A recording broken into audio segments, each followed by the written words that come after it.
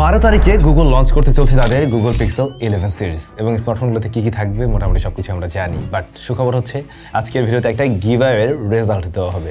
Stay tune. আগামীকালকে রবিবার, যেহেতু আপনাদের জানতে চাওয়ার প্রশ্নগুলোর উত্তর আমরা রবিবারে দিয়ে থাকি, আপনারা জানেন। সেই সাথে যারা প্রশ্ন করেন তাদের মধ্য থেকে যে কোনো একজন লাকি উইনার একটা গিফট পান।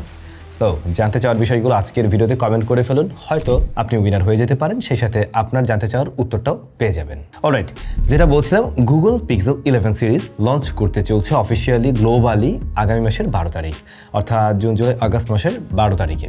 বাট ইন্ডিয়াতে লঞ্চ করবে একদিন পরে। বাংলাদেশে তো অফিসিয়ালি আসে তো আসে না, থার্ড পার্টির হাত ধরে এর আগে আমরা অফিসিয়ালি লঞ্চ হতে দেখেছি। এবারে হবে কিনা শিওর না, আমার মনে হয় না যে খুব একটা সুবিধাজনক কিছু হওয়ার পসিবিলিটি আছে। এনিওয়ে, স্মার্টফোনগুলোতে আমরা নতুন যা দেখবো, যেমন টেনসর G6 নিউ এসওসি থাকতে চলছে, TSMC 2nm বিল্ড করা এসওসি, TSMCর 2nm। সুতরাং এটা প্রিভিয়াস জেনারেশনগুলোতে আমরা যেভাবে দেখতাম তার চাইতে বেটার কিছু হওয়ার পসিবিলিটি আছে। সো মানে হ্যাঁ, নেক্সট লিডিং যে এসওসিগুলো থাকবে সেগুলো আমরা 2nm পেতে চলছি। গুগলও তাদেরটা 2nm নিয়ে আসতে চলছে। এখন দেখার পালা আসলে কতটুকু কি দাঁড়ায়। ওভারহিট না হলেই হলো। টাইটান M3 সিকিউরিটি চিপ ওরা ব্যবহার করছে এই স্মার্টফোনগুলোতে, এবং মিডিয়াটেকের MTK M90 মডেম থাকবে। সেই সাথে 16GB র্যাম এবং 50 মেগাপিক্সেলের হলো মেইন শুটার, 50 মেগাপিক্সেলের টেলিফটো বা periscope zoom lens, 5x optical zoom পাওয়া যাবে যেখানে। এছাড়াও 48 মেগাপিক্সেলের আলট্রা ওয়াইড শুটার থাকবে। আগের চাইতে আরও বেশি এফিশিয়েন্ট হতে চলছে ডিসপ্লে, প্লাস ব্রাইটনেসও বাড়তে চলছে। 5000 mAh এর ব্যাটারি অ্যান্ড 45 ওয়াটের চার্জিং সিস্টেম। এই যুগে 5000 mAh আসলে মানে ব্যাকডেটেড মনে হয়, বাট আপনি দেখবেন যে একদম লিডিং ফ্ল্যাগশিপ যে স্মার্টফোনগুলো তারা তাদের ব্যাটারি কিন্তু খুব একটাও বড় করছে না আসলে। যাই হোক, 6.3 ইঞ্চের প্যানেল থাকবে প্রোতে এবং 120 হার্টজ হাই রিফ্রেশ রেট।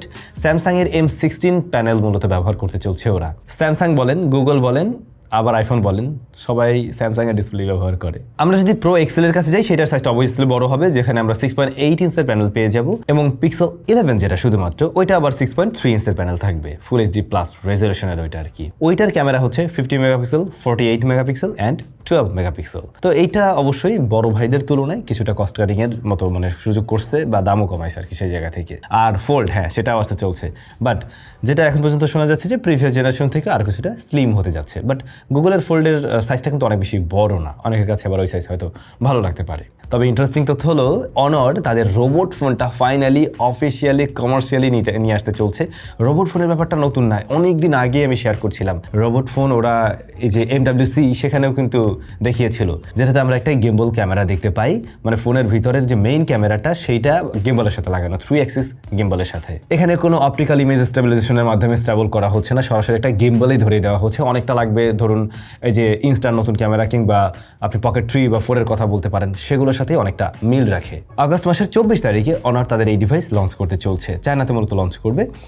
বাংলাদেশের ক্ষেত্রে এটা অফিসিয়ালি লঞ্চ হবে কিনা আমি ঠিক শিওর না, তবে আমার মনে হয় 1-2 পিস অবশ্যই আসবে, যেটা আপনারা নিশ্চয়ই এক্সপিরিয়েন্স করতে পারবেন। 1.5K রেজলিউশনের প্যানেল রয়েছে এই ডিভাইসটাতে, OLED panel, Snapdragon 8 Elite Zen 5 রয়েছে। আর এটার ক্যামেরায় 200 মেগাপিক্সেলের মেইন শুটার, যেখানে মূলত আমরা গিম্বল দেখতে পারি। এমনকি এই গিম্বলটা বা এই ক্যামেরাটা মানে রিয়াক্ট করতে পারবে বা অনেকটা রোবটের মতো কিছুটা বিহেভিয়ার করবে। আমরা বিভিন্ন ধরনের যে ছোট ছোট যে রোবটগুলো পাওয়া যায়, দেখবেন যে ওগুলো মানুষের সাথে একটু ইন্টারেক্ট করে, ওই জাতীয় আর কি। এটা একটা ফিল দিবে আপনাকে, মনে হবে যে এটা কোনো একটা ছোট একটা পেট বা ওই জাতীয় কিছু। আর এদিকে ক্যামেরার কাজ তো করবেই। এছাড়াও 360 ডিগ্রি অ্যাক্টিভ ট্র্যাকিং সিস্টেমও সাপোর্ট করছে। 200 মেগাপিক্সেলের পেরিস্কোপিক জুম লেন্স রয়েছে এবং 50 মেগাপিক্সেলের আলট্রা ওয়াইড শুটার রয়েছে। সো এই স্মার্টফোনটার ক্যামেরাতেও বেশ বড় রকমের ফোকাস আমরা দেখতে পাচ্ছি। শুধু এটুকুর কারণ না, ওরা এই স্মার্টফোনে যে লক ফিচারটা ব্যবহার করছে সেটা কিন্তু ওই যে অ্যারির সাথে বড় যে ক্যামেরাগুলো রয়েছে, সিনেমা শুট হয় আপনারা জানেন, তার সাথে কোলাবোরেশনের মধ্যে দিয়ে আসতে চলছে। এবং ওদের যে লক সিস্টেমটা সেটাও কিন্তু অ্যারির যে টোন ওইটাতে আমরা পেয়ে যাব।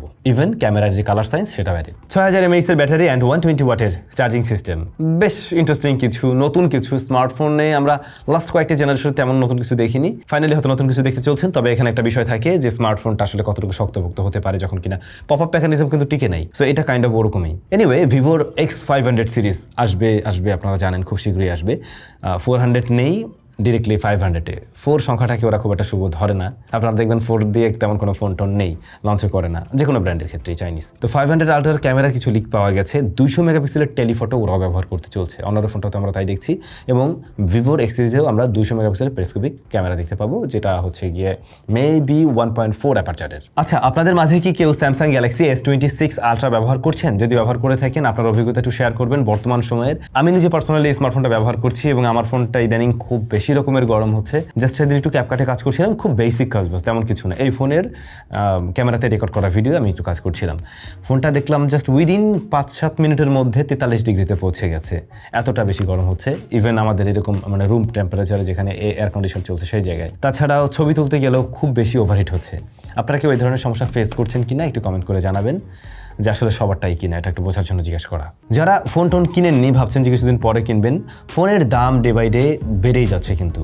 সো যদি কেনার হয়ে থাকে এখন কেনাটা বরং বেটার। বাট আবার একটা বিষয় আছে, আগামী মাসে আমার মনে হয় বেশ কিছু ফোন আমরা পেতে চলছি, সেটা অফিসিয়াল ডিভাইসও বলতে পারেন বা গ্রে মার্কেটের ডিভাইসও। এই মাসটা অনেক কম ফোন লঞ্চ করছে, বাট আগামী মাসে আমরা বোধহয় বেশ কিছু নতুন ডিভাইস দেখতে পাবো দেশের মার্কেটে। আজকে টেকনিউজটা আমি আর বেশি লম্বা করবো না, আগামীকালকে প্রশ্নোত্তর পর্ব থাকবে, আপনারা প্রশ্নোত্তর পর্বের জন্য প্রশ্ন করতে পারেন আজকের ভিডিওতে। আর গিভওয়েতে দেখা হচ্ছে। চলুন আমরা আজকের উইনার কারা, মানে আগের যে এই গিভওয়েটা মূলত ছিল ওই যে বউ তো মনে হয় নাম নাকি জানা, ওই ব্র্যান্ডের একটা আমরা ভিডিও দিয়েছিলাম। তো ওইখানের থেকে আর কি আমি বলছিলাম যে আপনাদের মধ্যে থেকে লাকি উইনার গিফট পাবেন, সেটা আমরা একটু দেখবো। চলুন চলে যাই কম্পিউটারের স্ক্রিনে।